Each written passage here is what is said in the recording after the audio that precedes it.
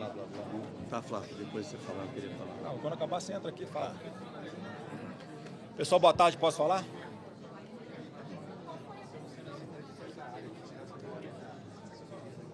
Bom, vamos lá.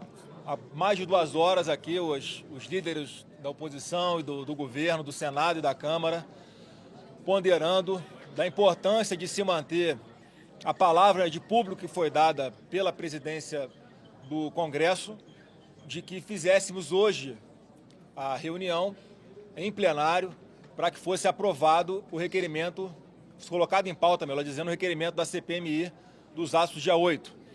Mais uma vez manifestando a vontade daqueles que hoje, em tese, são acusados de terem alguma parcimônia com as atrocidades que foram cometidas no dia 8, quando na verdade nós queremos a investigação. Hoje que se completam 100 dias desde o dia 8, nós queríamos reforçar com a aprovação desse requerimento de CPMI para que fosse investigado a fundo e saber quem de fato foram aqueles que diretamente promoveram o quebra-quebra ou que de alguma forma se omitiram ou estimularam que esses atos acontecessem. O encaminhamento dado aqui, ouvido todos os lados, tanto de oposição quanto de situação, foi de que o presidente Rodrigo Pacheco, nesse momento, está reunido com as lideranças do governo e da maioria no Congresso Nacional para tomar uma decisão se atende a um requerimento assinado pelos partidos que compõem a maioria no Senado e na Câmara, e nós, da oposição, pleiteando que o respeito ao direito constitucional de nós, que hoje estamos na oposição, estamos na minoria, de que é se utilizar do instrumento como a CPMI, um instrumento de minoria, e não pode simplesmente, por um argumento de que a maioria está pedindo o adiamento da sessão, esse requerimento não ser lido. Até porque, neste exato momento, já foram atingidos os requisitos mínimos para que o requerimento fosse lido, qual seja, requisito de quórum na Câmara e no Senado para a abertura da sessão. Portanto, está tudo completamente perfeito, em consonância com a Constituição, em consonância com a legislação, para que a leitura do requerimento CPMI seja feita neste exato momento.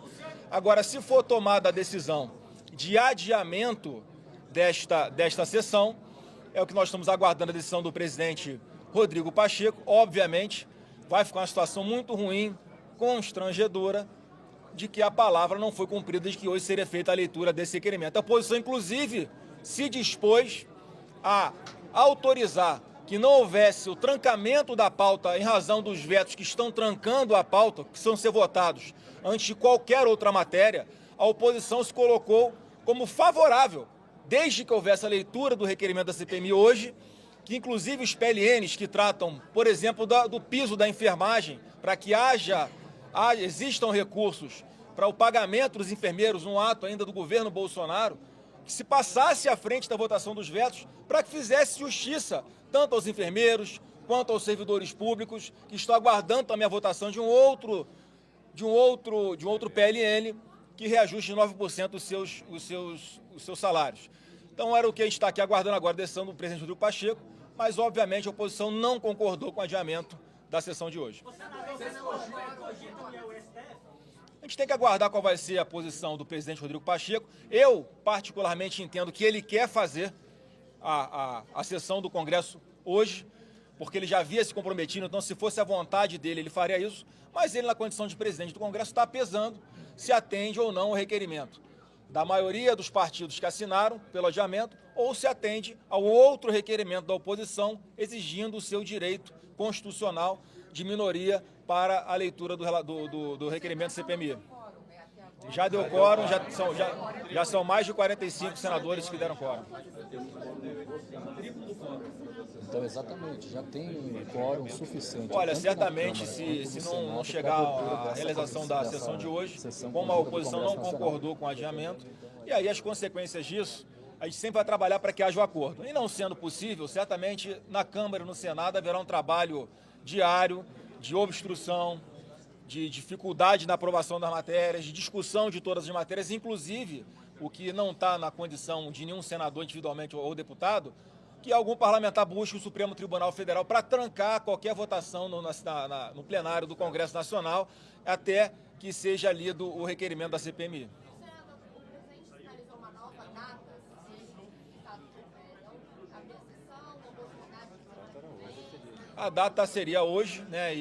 Como o requerimento dos partidos que compõem a maioria da Câmara e do Senado não há uma data colocada no papel, o próprio presidente Rodrigo Pacheco tentou fazer um acordo para que fosse votado na próxima quarta-feira. A sessão do Congresso acontecesse na próxima quarta-feira, com o compromisso, é isso que ele está discutindo ali, acredito eu, com os representantes do governo, com o compromisso de que assim que abrisse a sessão na próxima quarta-feira, ele fizesse a leitura do requerimento da CPMI antes das votações dos PLNs. Deixa eu só falar. Quer falar? Deixa eu só falar aqui. Obrigado. Galera. Bom dia a todos. Está claro para todo mundo o temor do atual presidente da República sobre essa CPMI. Não cabe, como foi o líder do governo, o senador Randolph, dizer que está fora do tempo e que a polícia já está fazendo as suas investigações. E disse que na época da Covid, da CPI da Covid, não estava, mas essa não é a verdade. Não sei se vocês se lembram, mas durante a CPI da Covid-19, até o governador do Rio de Janeiro tinha sido afastado, tinha sido preso, outros secretários estavam sendo presos. Então isso não cabe e não encaixa, até porque nós estamos há 4 anos atrás do que poderíamos usar essa CPMI de forma política. Desde o dia 8, quando eu estive aqui, depois que vi os 3 poderes destruídos, eu comecei a fazer meu levantamento e ficou muito claro que partia do governo federal, porque as 3 casas, ao mesmo tempo, estarem desguarnecidas, não era mera coincidência. E outra questão, mesmo que o presidente da República não soubesse, que ele sabia, mesmo que ele não soubesse, o Brasil inteiro parou para poder ver pela imprensa o que estava acontecendo aqui nas manifestações. Ele, como a aeronave presidencial fica de pronto emprego, ele poderia, aonde ele estivesse, entrar no avião presidencial, fazer as solicitações para os comandantes da Força Nacional, da Guarda Presidencial, enquanto ele estava chegando, poderia estar chegando em Brasília, porque o voo do município que ele estava de São Paulo até aqui, pelo que me passaram, duraria 1h20 de voo. Então, aonde e o que estava fazendo o presidente da República entre 1h da tarde e 5h da tarde? Ninguém parou para pensar nisso. Se o Brasil inteiro estava parado assistindo o que estava acontecendo. Então, aonde estava o presidente nesse período? E o próprio ministro da Justiça, ele se contradiz o tempo inteiro, porque a hora ele fala que ele assistiu tudo pela janela e fechou a janela porque ele poderia ter tido um ataque. E aí? Qual foi a providência tomada? Por que o presidente está recusando de passar os vídeos? Porque os vídeos mostram claramente a equipe presidencial, a polícia, a segurança presidencial, a Força Nacional, todos sendo dispensados e indo embora. Então nós temos um cenário que está claro para vocês, tá? Eu acho que mais claro que isso, impossível, de que o presidente Lula Inácio da Silva deixou acontecer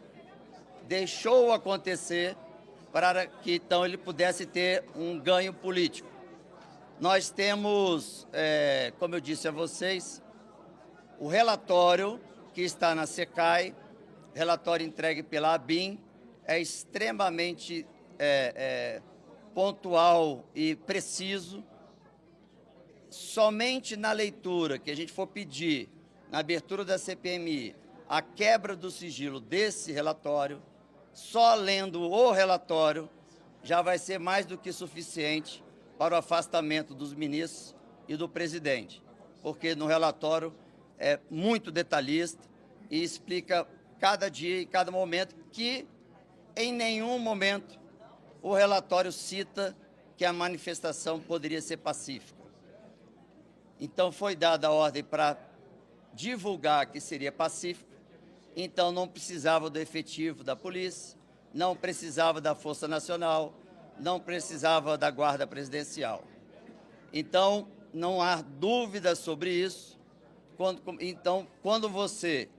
a gente começa, desde o dia 9 de janeiro que eu tenho falado isso, que a culpa está nos ministros, no presidente. Não há explicação de um movimento do governo tentar impedir essa CPMI, a não ser porque ele sabe que vai ser dito a verdade, vai ser mostrada a verdade, e assim encerra-se o governo do Lula, porque vai ser automático o passo seguinte, o pedido de impeachment do presidente. Não tem outro caminho. O fato do ministro da Justiça ter visto e não ter tomado providência, o fato das 3 casas não terem acesso ao SISBIN, que é o Sistema Brasileiro de Inteligência, onde estavam sendo colocados ali o cenário que estava para acontecer. No relatório dizia até a partida, a movimentação dos que estavam indo para destruir, o que tinha na mochila, o que iam fazer. Então, nós precisamos fazer essa força para dar início à CPMI, para que tudo isso seja de forma legal, democrático, mostrar para a sociedade, mostrar para o Brasil, independente de partido, não estamos aqui falando de questões partidárias, é só questão da verdade, do que de fato aconteceu. Então, ver esse movimento hoje, essa manobra regimental para tentar impedir a abertura da CPMI, todo o protelamento sobre isso, os deputados distritais solicitando os vídeos e não sendo entregues. Então, não há mais dúvida de nada. A única coisa que a CPMI vai fazer é, de fato, apresentar a documentação do que realmente aconteceu e aonde foi o presidente prevaricou, ministros prevaricaram. Apenas isso, é só para provar. Mas não tenho dúvida e posso dizer para vocês, com toda a tranquilidade e segurança, que o presidente Luiz Inácio Lula da Silva já sabia e fez a solicitação para o general G. Dias passar a informação pelo SISBIN de que a manifestação passaria a ser pacífica e que não precisava do efetivo. Então, isso está tudo já documentado e falta só iniciar a CPMI para ser apresentado. Então é isso.